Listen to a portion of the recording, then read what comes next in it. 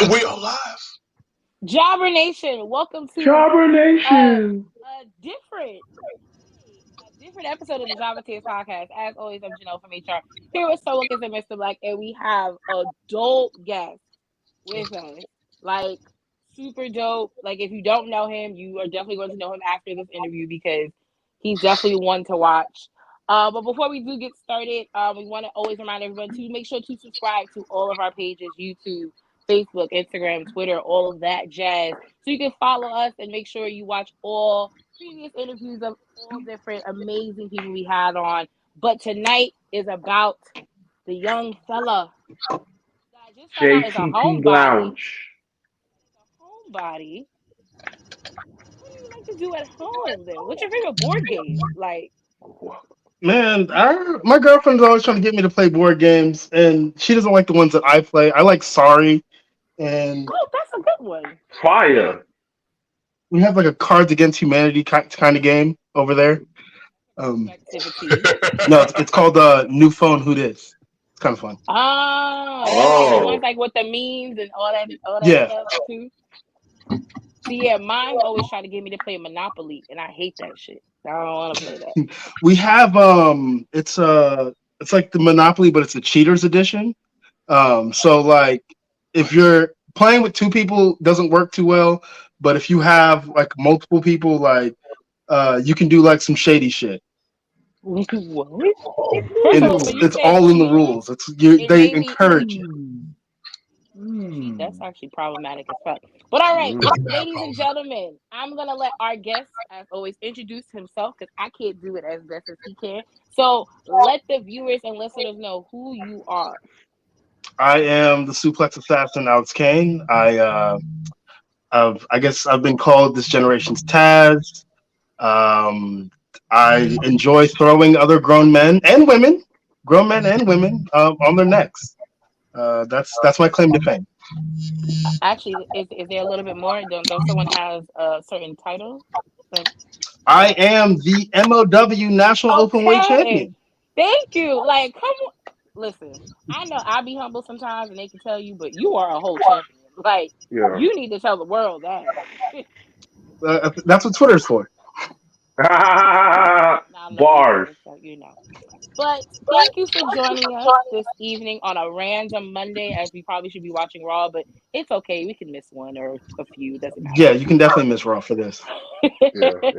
I'm definitely more entertaining than Raw is right now. Yeah. That's a bar. So tell us a little bit about your background. Let's start from the beginning. As you know, before we talked about, before we went live, you were trained by the infamous AR Fox. So Infamous, that's bad. Infamous is bad. Infamy is bad. He is the great. In my opinion, I think he's like the greatest professional wrestler like walking today.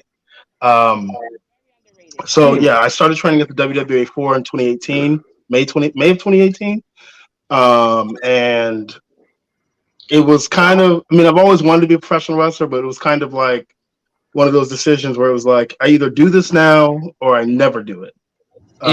So I was like, let me find a school. The school was the A4.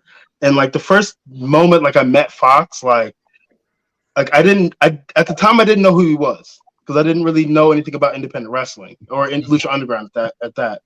But like the moment I met him, like I could feel the star power. Like I could feel it. And then like physically he looks like a superstar anyway.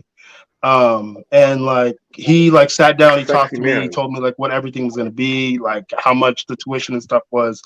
And I started that day, and like instantly, like he had me in the ring the first day.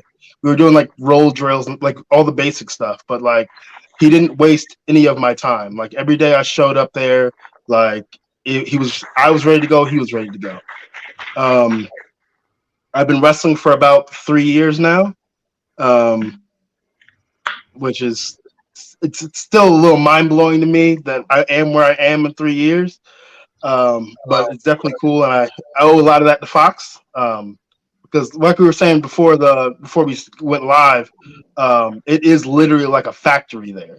Like he's just pumping kids out. But back to more of my background. I wrestled in college and in high school. I played rugby, played Oh wow. football, ran track, all that stuff. So I've been. I feel like I'm built for this. Mm. Because you have like the athletic background. Nah, he ain't built for this. He's born for this shit. What's your background? Like, what's your nationality? I'm African American. He really wanted to say I'm black. I'm black. No, I don't know. Like, you could have been African or Haitian or something. No, I don't know. Man, that's when I growing up, because I grew up in Boca Raton, Florida, and that's what me and my brothers would get a lot. People ask if we're Haitian. I don't know. I haven't done an ancestry.com thing yet, so I guess I need to get on that. You look Haitian. Yo, listen, you look Haitian. Haitian. Haitian? Maybe I'm Haitian. Hopefully, I'm Haitian. I need something. I need something. Because I need to know something. Honestly, you too strong. Like, you're like Haitian strong. Like, the way they put up O'Shea, like he was a baby, man. I'm looking like, dang. The way you flipped him, son. Yo, that was too easy, it's dog. crazy. Like, when I was wrestling him, and like, I guess like during the match, like I kept like thinking to myself, like, am I gonna be able to suplex this man? Am I gonna be able to do this? Like, I know I'm strong, but this is a huge dude.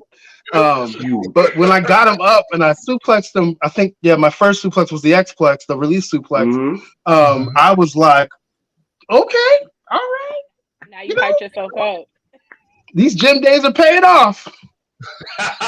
Yeah. Because it looks like visually it looks like effortless, but like doing it, it's like, oh, this is heavy. He's heavy. Heaviest you suplex? Yeah. Good question, y'all. What'd you say? Who's the heaviest that you suplex? Man, I think he might have been like 350. I did this show in Florida called ACW, and we were wrestling. Me, Bobby Flacco, and Cavron Canyon were wrestling the Midnight Tribe. Sage Scott, I can't remember the other two dudes' name, but they have like this real big like heavy dude on their team, and I think it was like a hot tag or something like that, and I'm like I'm just throwing strikes and everything at this guy, but I finally kick him in the face and it kind of stumbles back, and like I get him in like a belly to back type position, and we lift and we go, and he got suplex, and I was like, whoa, okay. Anybody can get this. Anybody can get this. There ain't nobody heavy. There ain't no heavy person out here who can't get this. That is true. So what's one piece of advice that AR gave you while you were training that stuck out to you the most? Like, what's something that you walked out of your training like and said, okay, I'm always gonna remember this is what he told me? There's definitely a lot. But the one thing that he told me when I started was, in order to be good at this, you have to become obsessed with it. And being obsessed with it is watching it, and like not watching it from like a fan's perspective, but watching it from like a studying perspective. So like when he told me that, like I kept trying to like I would overthink it. But when it really came down to it, you just have to like watch everything, and like the more you watch, you may not understand it like off rip, but the more you watch, like the more you can start to see like the little things that go on that make a match go off without a hitch, that make a match like awesome instead of just good. So that's the one thing that really stuck with me, and then like that's the one thing I tell like a lot of like the younger guys that I'm in the locker room with. I mean, even though I'm a young guy. Yeah. So you being young and moving up kind of quickly within the business because you're doing your thing fast. Has there been any issues with the politics that come with the game? Yes. How have you dealt with that? Man, so the first show that I really like started to like work consistently was called Pro South. It's in Piedmont, Alabama. And there were some vets. There was a particular vet there that were cool now, but at the time, boy, like it was just always heated. His name's William Huckabee. I don't know if you know him or not. You talking about Huck? Huck, yeah. Me and Huck were cool. We're cool as cucumbers now. Huck. But when I first came in, Moonshine Huckabee? Moonshine Huckabee, yes. We know too many when I niggas. first Wow. So when I first came in, that's a good moonshine, by the way. He's just swore up and down I was just like the most cocky, like brash kid out here, and he's like, you're good, but you know you're good. And I'm like, that's not the case. That's not the case at all, especially at that point. I did not think I was good. I would just go out there and just have fun with whatever I'm doing. But there was one night I was supposed to wrestle Ben Buchanan, who is now what is his name? And he's in NXT now. I can't remember his name right now. Brooks Jensen, that's his name now. Okay. But he ended up not showing up, and that was also due to politics. So they stuck me in just a off the wall singles match. So me and the guy get the singles match called, and we're like, okay, cool. This is gonna be cool. Then one of the other bookers comes in and is like, hey, we want you to do a tag team match. Now, leading up to this event, I had been in all these tag team matches, and it wasn't doing anything for me, and it wasn't doing anything for anybody else. So in my mind, these are meaningless tag team matches, and I said that was a problem, and that's gonna come back. So I'm like, yo, I'm tired of being in all these meaningless tag team matches. Like I go from wrestling for the Pro South Championship to doing this here. What are we doing? So that rubbed them the wrong way, and hindsight is 20/20, because now I look back, I'm like, okay, that was a little asshole-ish. So then we go and we get the tag team match called, and it was I want to say 30 to 40 seconds before we actually went out, I suggested that we do something different going into the finish, because what they had called didn't make much sense.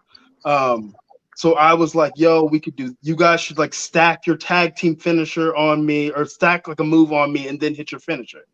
Because my whole role in that match was beat up the two small dudes, and then my partner attacks me because he's scouting these other two dudes to join his team later. Okay. So the finish. So leading into the finish, it was my partner comes and hits me with his umbrella because he has this penguin gimmick, or he's not the penguin, but he's pretty much the penguin. He hits me with the umbrella, and then they're supposed to hit me with their finisher, and then we go home. But the dude that's supposed to hit me with the umbrella, he doesn't hit me hard at all. I'm expecting when he comes in and swings this thing, I'm gonna feel it. So I don't really feel it. But I'm like, you know what? I'm just gonna sell it. We're about to go home. We're almost out the gate, and then they botched their finisher. But I'm done with them. I'm mentally done with the match already. So I'm just forget it, or we can go home. So then we get to the back, and I'm sitting down or whatever, and I guess they went upstairs and told them that I'm the greenest guy in the match, because that's what I was, the greenest guy in the match. Was trying to change the finish, which is what I was trying to do. I was trying to change what was leading into the finish. Y'all were going to win regardless. Huck comes out. He's like, I gotta come. You gotta come talk to me or whatever. And I'm like, am I in trouble? He's like, I'm glad you know that you're in trouble. That's intuitive. That's intuitive. Sounds like Huck though. So basically, what he tells me is, you can't be making decisions like that as the greenest guy in the match. The man told me I was the shits. And when in 10 years I'll look back and realize it, and that I need to learn my place, basically. So then after that, I'm talking to the current Pro South champion outside of the building, and they're like, yo, we need you upstairs for wrestlers court. And the guy that I'm with is like, why the fuck are they doing wrestlers court? What really happened? And I apparently stayed outside too long. So when I got upstairs, they had already decided what they were gonna do. And again, when I got up there, Huck reiterated, "You're the shits. You need to quit acting like you're good. Yes, you're gonna get signed." Like, and that's the crazy thing. He told me I was the shits, but he also told me I was gonna get signed. It was a good and a bad. Yeah, some good and bad. So my punishment was I was going to lose every week until I learned how to lose. And I was sitting, I chuckled a little bit because I'm like, my issue isn't losing. That's not the problem here. Shit don't make sense. It's how do we get to that end point? But the crazy thing about it is the owners of the promotion, they weren't in on this decision. They were in the room, but they weren't in on the decision. They just went with what he said because he was the vet or whatever, or he was one of the vets or whatever in the locker room. And the even funnier thing is, it only lasted like 2 weeks because the owners were like, "We don't even want to do this to you. Like, we like you. We don't want you to leave. We just had to kind of let Huck do what he wanted to do so he could swing his weight around." So I was like, "Okay, cool, it's over." But like a few more weeks later, I left completely. So, things for me started to pick up, and that was not a place that I needed to be anymore. You gotta pick and choose. Which makes perfect sense. But Alex, let me ask you this then: what did you learn from that? Because that's a lot of bullshit. What did you take from that? I learned that some of the vets in the game have egos when they don't need to have egos. Like now I respect Huckabee. At the time, I could not stand that man, but now I respect him. Huh? What'd you say? No, we didn't say nothing. I'm listening. Oh, okay. So like, I learned that a lot of people have like egos when they don't need to have egos, but also like I really gotta tread lightly around some people because you can't trust everybody. Mm-hmm. So like from then on, like if there was anything political going on in the locker room, Alex Kane was not there. I was not there. I had other people handle that for me if it needed to be done. No, I get you on that one. That makes perfect sense on that. It does. But let's fast forward a little bit to now. To getting signed with, hold on, let me fix my camera a little bit. Right, now we're good. So let's talk about how did it lead up to you getting signed with MLW? Like, how did that start?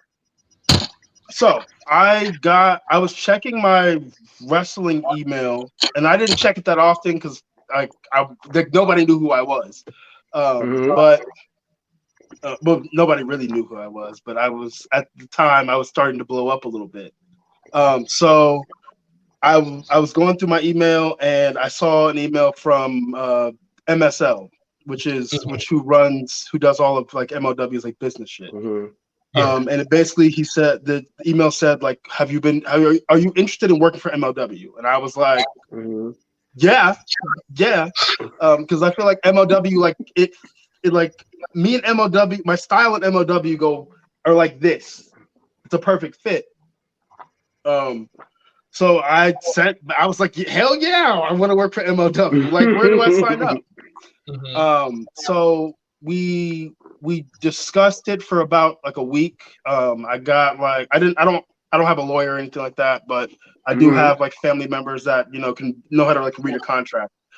And they helped me understand like what everything was. And then like I think it was like later that week on like a Friday, like I signed it, sent it back. And then like I had to sit on that for like 2 or 3 months until the open draft, which was extremely difficult. You had to sit on that for 2 or 3 months?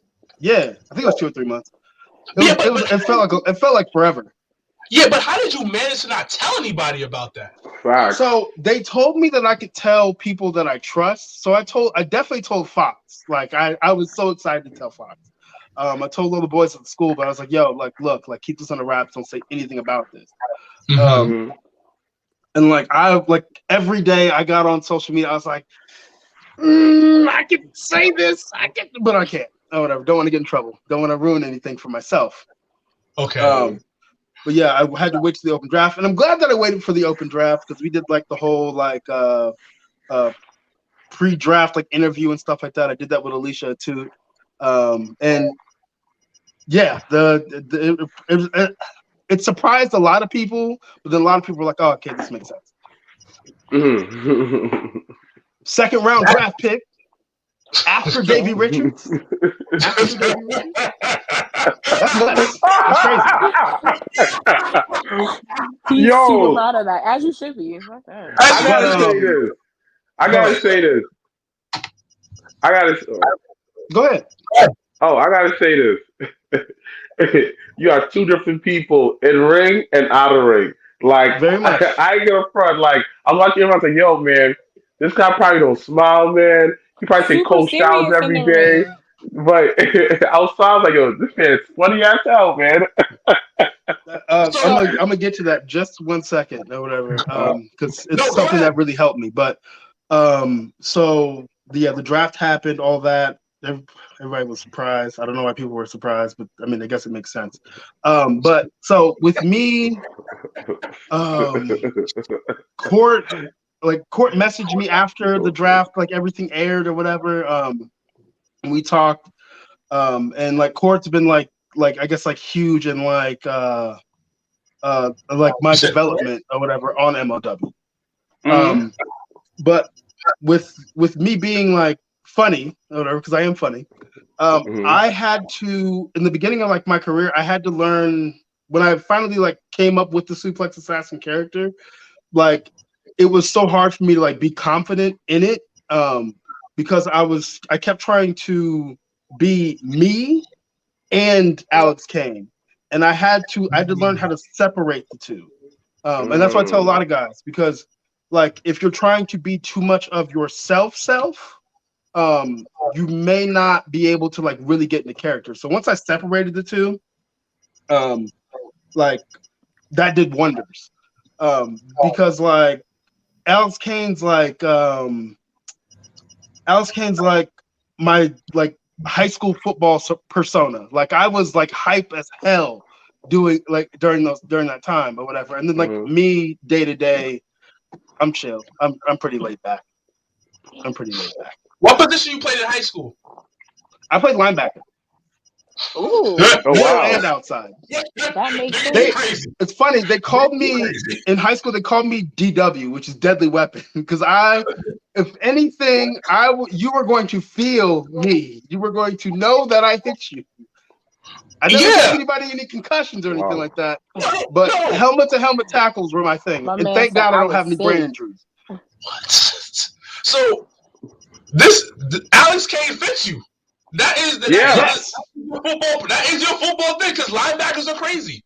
Yep. The man that another man wants to borderline spear you on a consistent basis makes perfect sense why you're Alex Kane. Damn right. Assassin. Good job. But speaking of this whole persona, how long did it take you to develop this persona and like come up with it? Like, was there a struggle with it, or just came off the top of the head? It took a good like full year to like really like come up with it and like figure out like what I want Alex Kane to be outside of being hype and strong and crazy. It took a good full year. Like I was dabbling in, like when I first started like the Suplex Assassin, it was pretty much just Brock Lesnar at that point. It really was just Brock Lesnar. And then like I kind of tried to move away from that because I didn't want to be Brock Lesnar. I wanted to be my own thing. So I started like watching more Taz, more Kurt Angle, more Shelton Benjamin, a little bit of Bobby, some Randy Orton. Like I tried to like find like as much inspiration as I possibly can and mix it all together so I could be different. So in your opinion, who outside of you, of course, who has the best suplex? Yes. Out of the people that I named, or just in wrestling in general? In wrestling in general. That's tough. Extremely hard. Give me That top is three. tough. Who has? Give us a top three. Give us a top Give three. us top three. It'll be easier if Yes. we say three. Um, Because it don't have to be in No particular order. Lee Moriarty has some cool. He has some really good technique. I saw this one that Masha Samovich did. She calls it brain soup. That one's fire. Who else has got some really good technique? Doing a suplex is not easy. Like that actually is a real Fox difficult move. Fox he does this fucking like spin out brain buster, and I still can't manage to like get the technique down because he'd be swinging motherfuckers and dropping them on their head. But he has some really good technique too as far as suplexes goes. AR is different, bro. I think like anybody listening to this, you are seeing some of the prime example coming out of the AR Fox factory. Like I don't know what kind of magic pixie dust he got over there. Yeah, because you were Austin Theory trained. Yeah. Leon Ruff trained. Apollo Crews. Yep. Really? Yep. Yeah. I mean, Fox wasn't like his trainer, but he helped him out immensely. So he was his Yoda. When Mr. Hughes left. He was his Yoda, basically. So tell me more about your run to that championship and you finding out that you were going to win that title that night. Yeah, how did you react to knowing that you were going to win the title? Because that was a vacant title.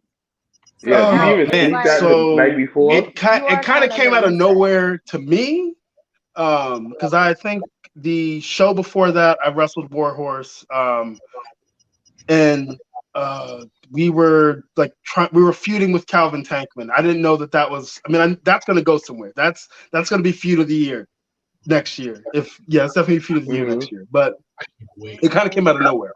Court, I saw the graphic for the ladder match, and granted, this was my first ever ladder match ever. Really? So, first ever ladder match, and my first ever like major championship. No, 1 for 1. Wow. Is it easy or hard to climb the ladder though? Like how nervous do you get to the top? You be like, oh shit. It's nerve-wracking because the whole time I'm like, if I knock somebody off, like, and they try to like climb up, like, is that gonna be like enough like weight to like hold it down? Because like out there, we know what it is or whatever. It's a performance. So I was just worried about like the ladder staying still. So Court called me like a week or two before and was like, yo, look, this is what we're doing or whatever. We're gonna take this and we're gonna strap the rocket and we're gonna go. We're gonna see what this goes. Because he really believes in me and I appreciate it. That's good. Huh? That's good. That's like being a black. So yeah, he tells me, and I'm like, even when he told me, like, it still didn't like sink in. It was like, is this really my life? Is this really my life? I'm about to wrestle Alex Shelley, Myron, Zenshi, and ACH, all in one match. So like we're in the match, we're getting those closing moments. The original like finish to the match was Alex Shelley is on the ladder, and I'm guessing that this is the ladder or whatever, like this is one side, I guess he would be up but facing hard cam with his back on one side and me climb up the other side and choke him out. But that seemed a little too risky. Just a smidge. Just a smidge. Ragdolling somebody on a just a little bit. Ragdolling somebody on an unstable looks like ladder. A hanging. It's a little. It would have been funny though. I would have laughed at it. It would have been fire.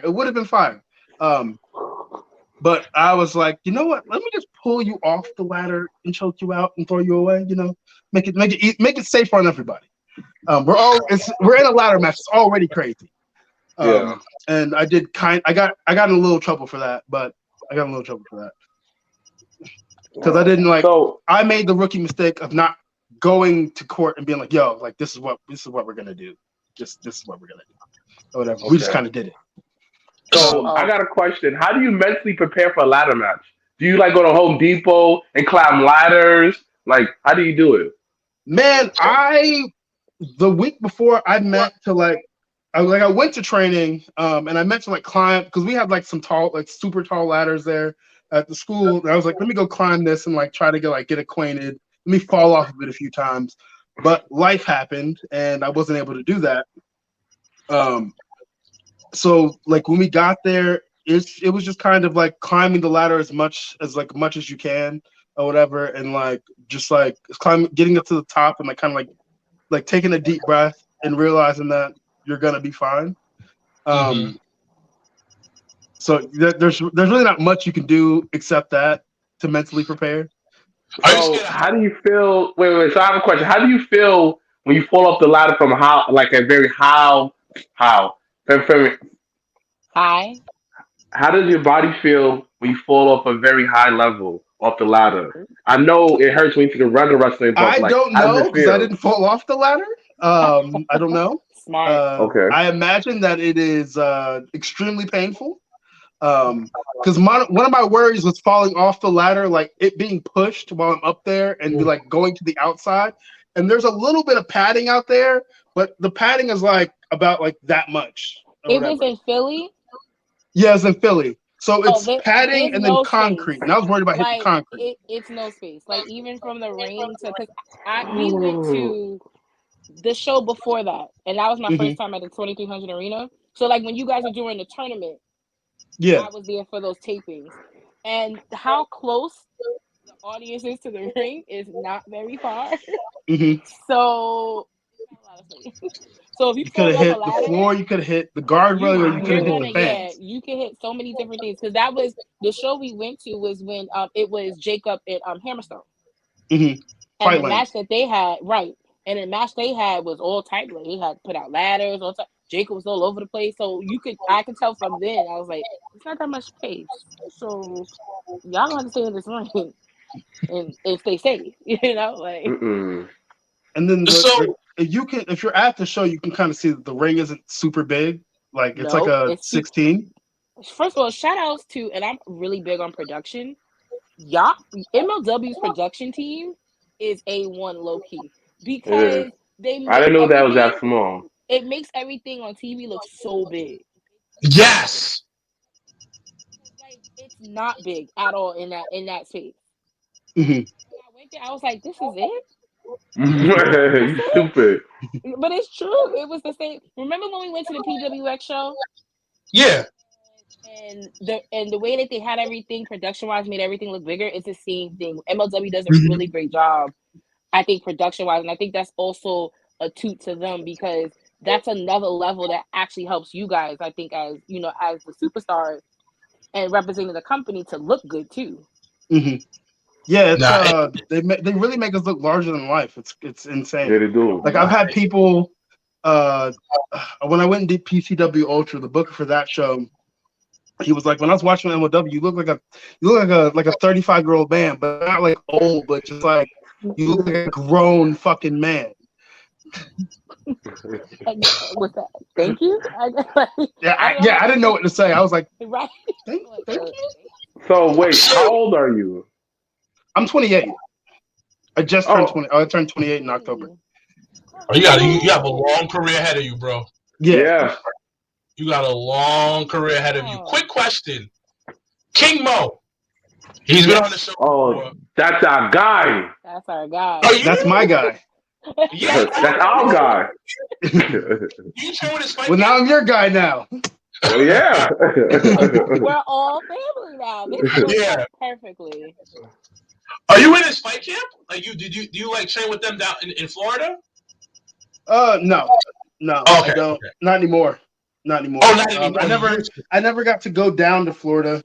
I did go to the one in Atlanta though, but I never got to go to the one in Florida. Because I know you guys are kind of cool. I was wondering if you be out there on these streets like getting these jabs in on. But Alex Kane is not with American Top Team anymore. Huh? I'm not with American Top Team anymore. You know, I thought you guys could still fuck around with each other. Because we are in the Boomayang Fight Club. Creation. Listen, I'm all for a cheap plug. It's all good. Yeah. So, how do you, in your experience, you know, with MLW and talking with Court, how do you think the environment is compared to a lot of other places you've been? Like, how is the environment at MLW? Like, as far as like backstage? Yeah. Man, like my first taping, I was extremely nervous because like they like when I did like my pre-draft interview, like they were like, "Welcome to the family," and a lot of like I've worked jobs before, and they say like this is a family atmosphere, but then it's not a family atmosphere; it's just business. I get it. And then I did like WWE like extra work or whatever, and there it's so uptight, like it is insane. It's extremely uncomfortable. So that's what I was worried about.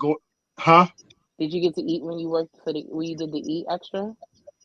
No, I didn't. Every time I went, like the second time I went 2 times. The first time I went, I was just there at NXT. I got to take a picture in front of the truck, so that was cool. But the second time that I went, I was gonna get to have a match on TV against somebody, but it got scrapped.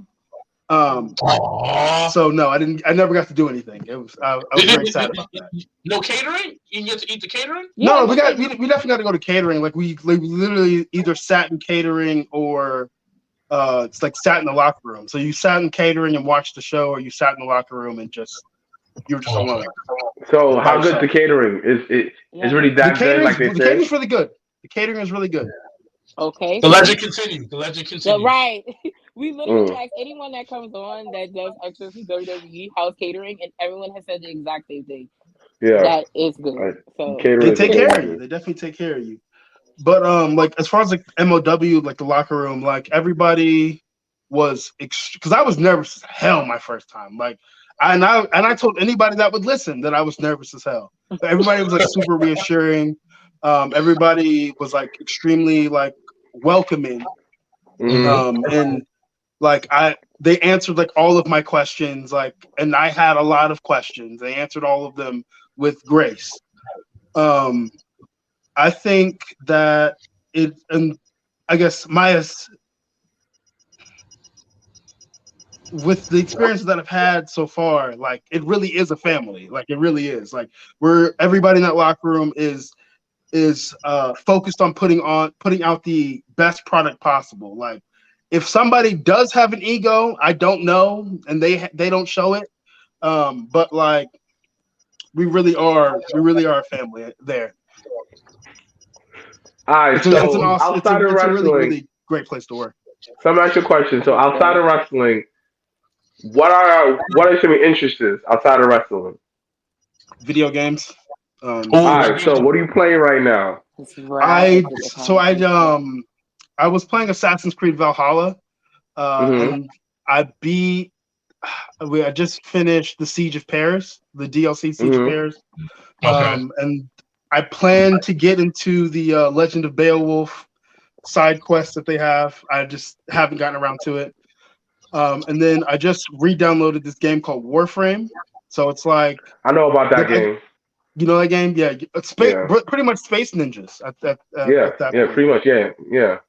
And I'm trying to like it's been like a year or two since I played it, so I'm trying to like relearn how to play it. For some reason, the game gives me anxiety, and I don't know why. So who are you fanboying for as wrestlers? Yes. Who am I fanboying for? When you were growing up. When I was growing up, Shelton Benjamin. Have you met him? See, people always ask me like, who's your favorite wrestler? Shelton Benjamin. Who's your dream match? Shelton Benjamin. If there's anything that has to do with me in wrestling and an opponent, it will be Shelton Benjamin. Have you ever met him? He was one of like my major influences to my own character, because like it was more or less his gold standard run. Just like the swagger that he had, the way he carried himself, his music was dope. The music that I have is inspired by that song. I guess like style wise. So yeah, my entrance video, not the one for MLW, but the one I use on the indies is Shelton Benjamin inspired. Like that man, chef's kiss. Wait. Have you ever met Shelton Benjamin? I have not. I have not met him. I lit at the last extra thing I was at before COVID like really took over. Like I saw him, but he was talking with MVP and Cedric and their producer, so I didn't want to go bother him. But I was like, that man is massive. I hope to be that big one day. We may have to make a phone call for Alex. Man, he'd probably be like, who is this weird dude or whatever who's been fanboying on over me on Twitter and every chance he gets. Like, I don't want to talk to this guy. This guy's weird. No, I don't think he would think that. You say that Cedric is big. I met Buddy Matthews the other day. That's a big motherfucker. Yeah, he's fucking. He's like 99 Triple H. Yes. Before the huge. 99 Triple H. That's what Buddy Murphy. Just because like me watching on Saturday, because like with the House of Glory, I'm watching him from the audience. I said he looked just like he does on television. Like, wow, and he looks amazing. Like this man, wow, like no magic. Like I feel like he's one of those dudes where like he don't need no makeup. He just wake up like that, fabulous. That's it. He just wakes up shredded. Yeah, bro. We had to start the show, and we needed him to do something. And I was asking the promoter where he's at. He's like, "Oh, he's in the gym. He's been in the gym for 3 hours." I said, "That's crazy." I said, "Dedication, B." I said, "Nigga, motherfucker, dedicated." Wait, what? I don't know if 3 hours is dedication because I really want to know how much of that time is spent resting and how much of that time is spent working. Because I'm not trying to be. I get mad at myself if I'm in the gym for like 2 hours. I'm trying to be in there, at the most. I'm trying to be in there for an hour 30, maybe. Nah, I like a solid 2 hours. I'm a solid 2 hour guy. I like a solid 2 hours. I like making love to the weights. Making love to the weights. What? Yo, Alex, I heard that you deadlifted 500 pounds, no belt, easy. Is this true? This is true. This is true. I have footage somewhere from most of my social media. It's out there. You can find it. I'll find it. I'm gonna find it. I'm reposting it. It's definitely on TikTok. It's definitely on TikTok. Wilkins, how much you deadlift? My best has been 530. Nice. That was my best. When I was like powerlifting. No. Let's say this. I'm not actively doing 500 pounds. That was a goal. I met that goal. I don't know if I'm going to go as high. I have done higher than that, but that was a goal. I'm not actively doing that shit. So with 2022 approaching, and you are a champion, the champion himself. What a black one too? Absolutely. #Black Excellence. What are some, I guess, dream matches in the realm of MLW that you would like to do with the title? I don't necessarily have any dream matches, but I will say that I will take on anybody out there. And I will tell you this now. I will finish you quickly and efficiently. Did you just promo us on our own show? I just promoed you. I gave you a little taste. Yo, this guy's funny, dude. My next time, well, I guess I can't tell you who it was. You'll just have to watch MLW Azteca. But I've already defended it. And then clearly retained. I don't know if I'll have any. I don't know if I'll have any defenses. I probably will in between with this feud with Calvin Tankman right now.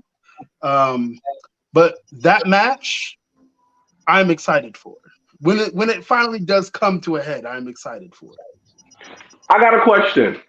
What's up? With this whole Forbidden Door, when are you going to cross over to AEW and take out Team Taz? Man, I am, to be dead honest, no disrespect to Team Taz, but I am not stunning Team Taz.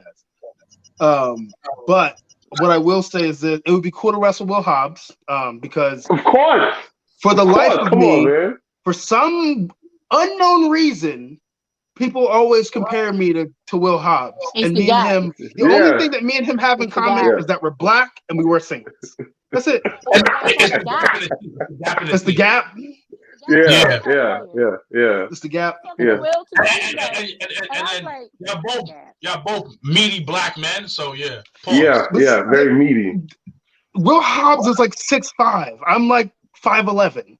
Okay, he's like 270. I'm 240. But like people will be at shows and they'll see me and they'll be like, "Oh, is that Will Hobbs?" Like, "Oh no, that's not Kane." That's the craziest thing. I was like, do I just appear? Do I appear No, like I'm you 6'5", look like Will Hobbs. You don't. So no. Okay, so I'm gonna tell you, it literally is here. Yeah, that's it. Like you do like this. We're probably related somewhere down the line. Well, I'll do an ancestry thing. That'd be dope as hell. That sounds bad racist. Because he has one leg like Will Hobbs. That sounds hella racist right now. That sounds bad racist. Is that Will Hobbs? Oh, okay. Because it's right Man, here. No, but it is. When the open draft came out, when my graphic for the open draft came out, a bunch of palm-colored people kept calling me Baby Viscera, and I was like, I hate you guys. Baby Viscera, I'm weak. Yo, it's the palm I can laugh at myself. It's the palm-colored people for me. That's right there. That's it right there. He said the palm-colored people. I didn't even realize he said the palm until you said it. I was like, the palm-colored people. I'm stealing that. Yeah.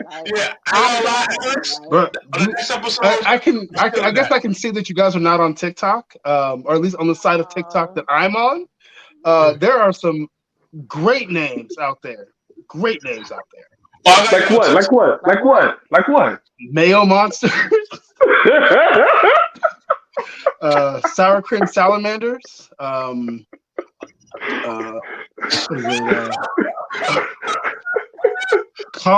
think it's cauliflower patch kids. that's a good one. That's a good one. Hey, when palm colored people are watching this, don't be trying to say that I don't like you. I love you. I love you all. I really do. I love you all. No, they no shade. That, but Son, I'm we weak. love other side of the hand people. We love you. guys. All love. Yeah. Allies. They're allies. These jokes about to fly though. Oh man, can you for next episode? Ooh, cauliflower patch kids. Ooh, I can't wait. Dang, I can't wait to use these. Can't wait. Male monsters. That's ooh, fire. That's heavy. It is. Let's get a little personal, Mr. Alex. How do you balance? Because you said that you're in a relationship right now. How do you balance that with wrestling? How do you work that out? It's actually been really easy. Okay. Because once I I guess explained to her like having to like travel and stuff like that. And like sometimes she'll come with me to my shows. Wow, so like she support. gets it and she's super supportive of it. Awesome. And she's so fucking supportive that this wrestling's all I do right now. It's all I do. She makes more money than I can think of right now. One day I'll make that much money, but right now she makes most of the money. So she's really just like, yo, focus on this, do this right here or whatever. Because like she told me after like one of the first matches that she saw me do, she was like, I'm really glad that you're good at this, because if you weren't good at this, like I'd let you know. I would let you know. Oh, shit. You need to just go ahead and go get a normal job. Go get this 9 to 5. Yeah, that's go a normal 9 to 5, because this ain't you. It's kind of like being a mixtape rapper, and then you give your shorty the CD back in the day, and then she listens to it. She's like, "Yo, this nigga nice," or "This nigga is trash." This is going. Listen, I have no problem telling you. My mom told me who. the same thing. She This said if you weren't good at wrestling, I would let you know that you're not good at this and that you need to stop. So, your mom watch you wrestle? yeah, she like now she can kind of watch it, but like she came to a live show at the A4 one time, and I was in like a hardcore match, and she was like, you let your mama go the to footage a is out. hardcore match? Yeah, I'll send you guys the link to the match. Okay. But there's a moment where me and the guy are wrestling, like outside, and like he's hitting me with a kendo stick, and my mom literally when he comes by, my mom was literally standing and she's going like this. She's like, "I'll hit you, I'll hit you," and my brothers are sitting across on the other side of the building, and they had to come over and be like, "Mom, it's a show. I need you to breathe.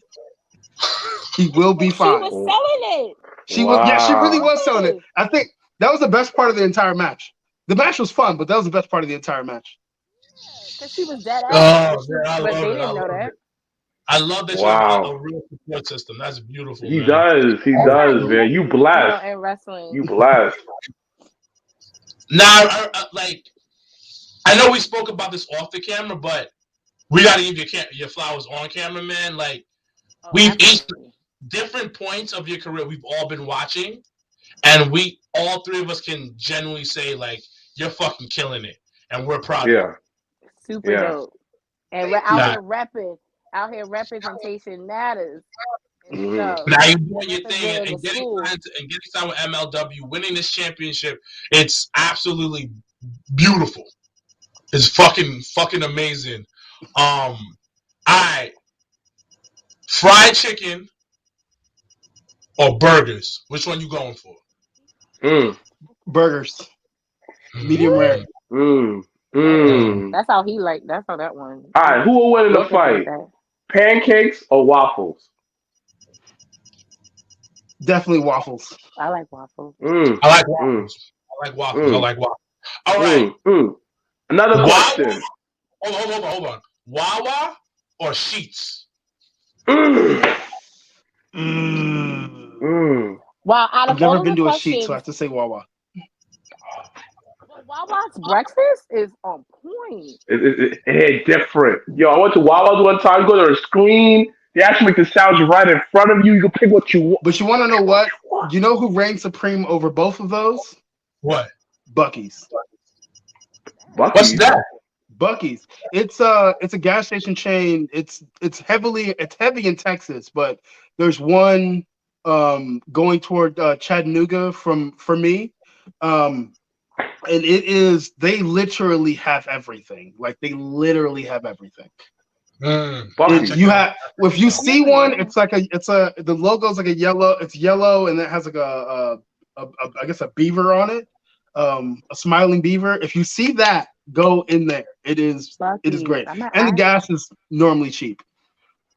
Buc-ee's. Okay.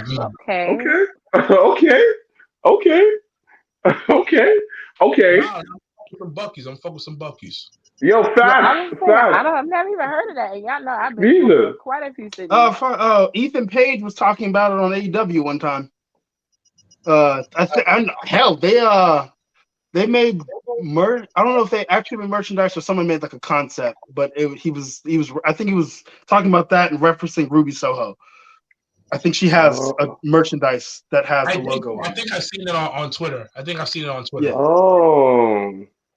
Okay. All right. Another question. You're starting a promotion. You have The Rock, Stone Cold, save Shawn Michaels, or Triple H. Man, did you say save Shawn Michaels? Yes. Because listen, you can't really talk about drugged up alcohol, Shawn Michaels. You can't.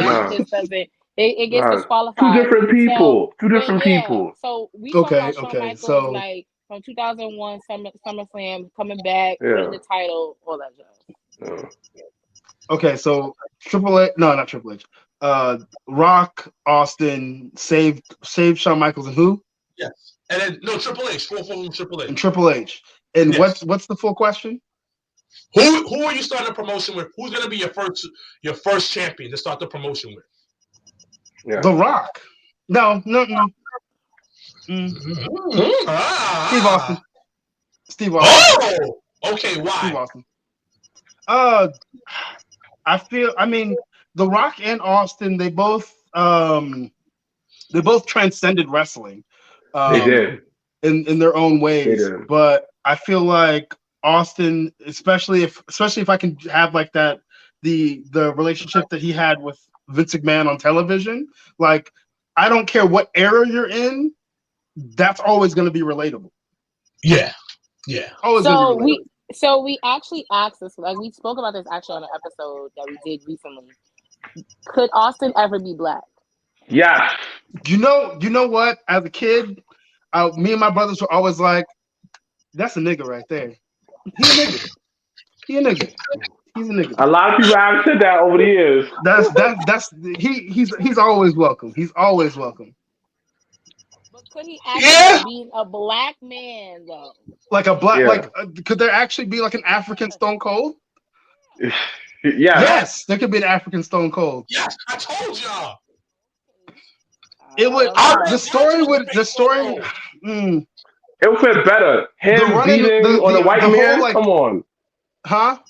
Him beating on a white man. That would sell tickets, Z. I mean, in wrestling, it could definitely work. He's not gonna get shot or anything.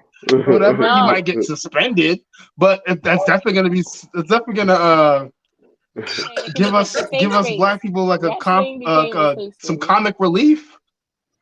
We can see it happen on screen. It won't happen in society, but it will happen on screen. It will be like, yes.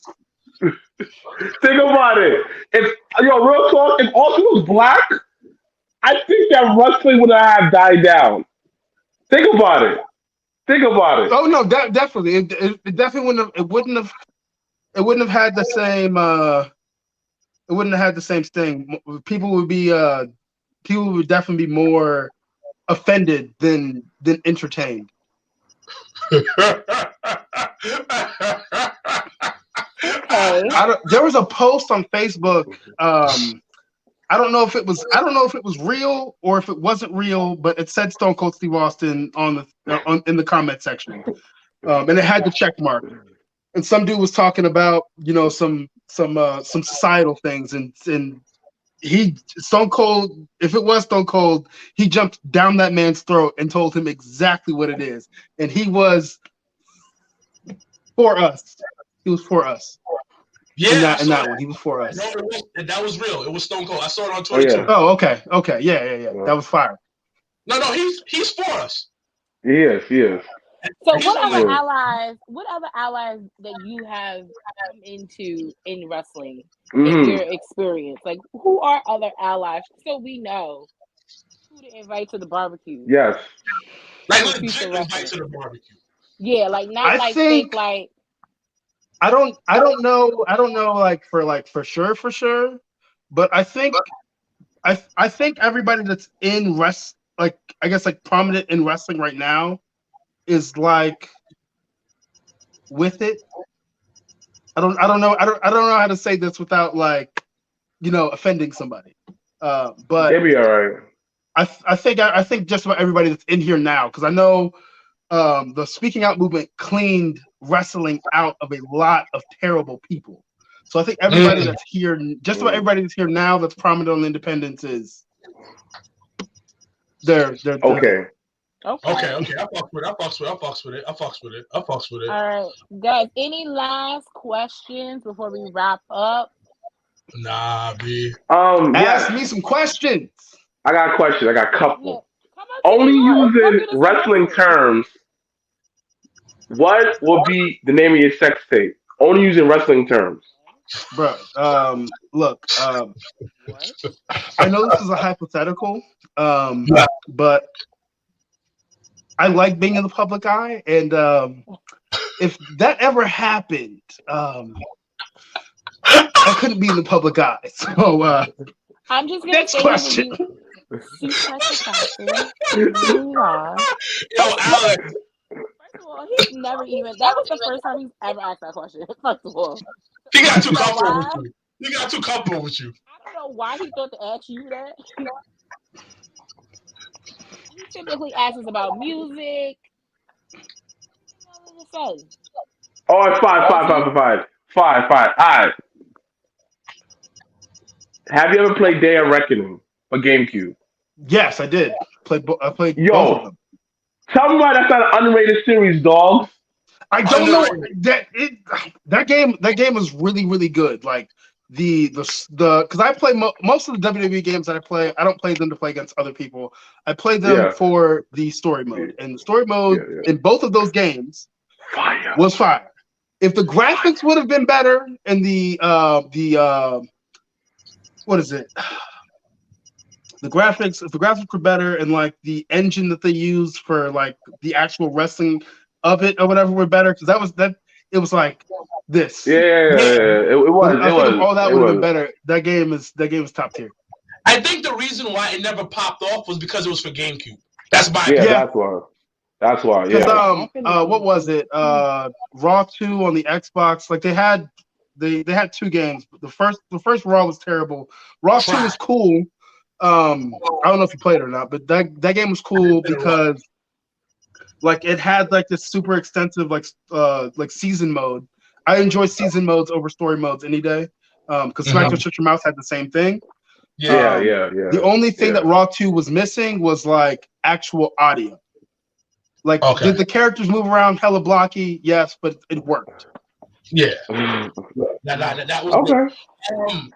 What's your playlist like right now? Who are you listening to before you get out of here? I love to hear what's your audio. So right now, like, so I do this weird thing where I'll add a bunch of new music to my playlist, and then I'm only playing that music for like the longest. And right now, like I'm really heavy on Young Dolph and Rest in Peace and Key Glock. Yo, you got some Key Glock. Yeah. They're both from Memphis. Okay, I'll look them up. Key Block. Okay. I'll look that up. The video, the highlight video that's pinned to my Twitter or whatever has a song from Key Glock in it. Okay. Key Glock? Key Glock. Like Key Glock. Okay, I'll check it out. You ever heard of ESTG? Yeah. No, I have not. That's some nigga shit. That's some nigga shit. Clearly. You don't know that. That's some good nigga music, B. Oh, boy. About shoot 'em up, bang him. That's a different conversation for another time. That's SG I'm listening to right now, B. Oh, man. I know we got to get out of here, shit. It's getting late. So, no last questions. I guess my last thing would be, what do you feel like is missing in wrestling right now? What's the one thing right now you feel like it's lost its essence that needs to come back? Okay, so do you mean like what exactly do you mean like as far as like missing? Like, are we missing more in-ring psychology? Are we missing storytelling? Are we missing character development? Are we missing presence on social media and marketing yourself? Like, what are we miss? What is missing in wrestling right now, in your opinion? What would you like to see more of? Realistic selling, like not like the super theatrical stuff, like realistic selling. Like you're in the like back half of a match or whatever, and you've taken all of this damage, but like nobody's like selling like they're exhausted. Everybody's like pop up and be fresh. Like I hate that. You can sell that you're tired. Like that. I like that. I know a lot of people think like psychology and storytelling is missing, but like if you really sit down and think about it, it's not. There are new stories being told, and everybody's character should have different psychology. No two characters' psychology should be the same. No two character psychology should be the same. I should not have the same ring psychology as a Zenshi or Lee Moriarty or Daniel Garcia or whatever. Everybody should operate differently. I know, like watching WWE or even knowing people that are there, like they all of them do a lot of the same things. They all because they're in a system or whatever, and they're taught to operate, one way. And especially like, they're taught to operate one way. So I think like, especially on the independents, like everybody's like way that they go about their business should be different. I feel like that is going to take wrestling to that next level. Because once everybody starts operating differently, then more people, more like the casual fans or somebody who's just now like getting into wrestling, they can find somebody that they can identify with. And then from there you build even bigger stars. Okay. There you go. Well, all right. I mean, this is next time you gotta come to New York. Yes. And come do this in person. Like really. So, let the viewers and listeners know where to find you. If you guys have any upcoming shows for MLW, please let us know. So go for it. The floor is yours. On Twitter, I'm at Alex_Kane11. Instagram, The Real Alex Kane. TikTok, The Alex Kane. What else? MLW. Our next show is January 21st, Blood and Thunder in Dallas, Texas, and I'm extremely excited for that. Because I've been trying to get into Texas for the longest time. Oh, congratulations, bro. Okay. And Brainbuster Tees. Buy my merchandise, please. Buy my merchandise. Brainbuster Tees. I have my merchandise on there, and like the selection is extensive. I got T-shirts, I got hoodies, I got masks, I got fanny packs, I got fanny packs. Oh, that's different. Sweaters. I'm a cop a fanny pack. I need a fanny pack. Yeah, I'm gonna get a fanny pack because I've been wanting one that goes over my shoulder more, but I'm gonna get yours. That'll be good. Wait, and then last question. Can you still work indie shows or no? Oh yeah. That's when I signed, like that was something that they were like, yo, we want you to stay on the indies. We want you to keep working shows. We want you to keep making your money, keep growing your name, keep getting out here. You see you next year, August. Like keep August open. Wait. So then last question. On the indies you want to wrestle, who would it be? Say that one more time. Anyone on the indies right now, who would you want to wrestle? I want to wrestle Trisha Dora. Ooh! I want to wrestle, like she's mad technical, and I feel like people forget that I am a shooter. Like, yes, I throw people around. I'm funny. I'm all of these things. I'm powerful, but your boy can get down on the mat and wrestle. Okay. So we're gonna pencil that. I'm gonna gotta be for the title too. Heard you. All right. Yeah. I mean, it can't be the palm color people for the title, so makes sense.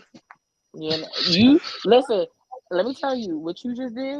Now every show moving forward, he's gonna talk about palm color people. I just hope you know that. Hopefully it's a worthy trend. It will be though. Well, thank you, Alex Kane, MLW's Open Heavyweight Champion. Thank you so much for joining. Where's the belt? I don't currently have that on me. They keep that under lock and key. Really? They keep that under lock and key. Okay. Makes sense. Okay. Why? I don't know. I guess it's like it's an so. investment for them. You know, they don't want like it getting lost or like if I was booked for a show but like something happened and I couldn't make it, like then they'd be without the title, you know. So I don't know. I don't even think like in WWE they all take their belt home. I don't imagine that. Because like I actually no, they don't. Because I remember watching like one of those backstage segments, not segments, but like one of those like documentary things that they do, and like they have all the belts laid out on a table every show. So it's not like they're walking around. I mean, it's shit heavy, so I wouldn't want to walk around with that shit anyway. But anyway, thank you, Alex, for joining us. You are officially a part of the Jobbertears family. Yes. So we gotta get you a shirt. We gotta get you some merch, and we're gonna get yours. We're gonna get your merch too. We're gonna make this a thing. But next time you're in New York or close, let us know. We'll come and support you always and forever. Thank you so much for joining us on this random ass Monday. But we appreciate you. Thank you so much. Guys, any last words before we go? No. All right. As always, I'm Janelle from HR here with Sir Wilkins and Mrblacc, and of course, the suplex assassin, Alex Kane. Thank you so much. # Black Excellence. # we are out. Time is over, got the hands in motion. If you go with rolling, no need to focus. Traveling states and over oceans, you gotta wait till your coast chosen. Trying to have lines outside the show like Harry Potter releases at Barnes & Noble.